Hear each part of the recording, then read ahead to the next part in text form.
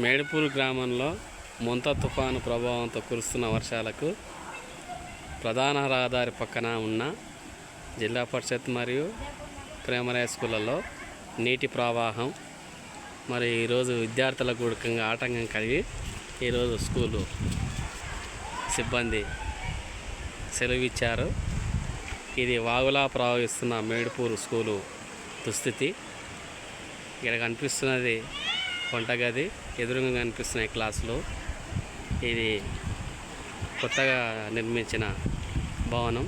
దీని ఉంటవరకంగా నదిలా ప్రవహిస్తూ చాలా చుట్టుపక్కల ఉన్న ఇండ్ల గురికంగా ఇక్కట్లను గురి చేస్తూ ఈ విధంగా ప్రవహిస్తున్న నీరుని ఇకనైనా చర్యలు తీసుకొని విద్యార్థులకు చుట్టుపక్కల ఉన్న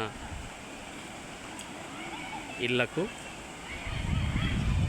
రక్షణగా మంచి కాలువను నిర్మించి మా గ్రామస్తులను ఆదుకోగలరని కోరుతున్నాం.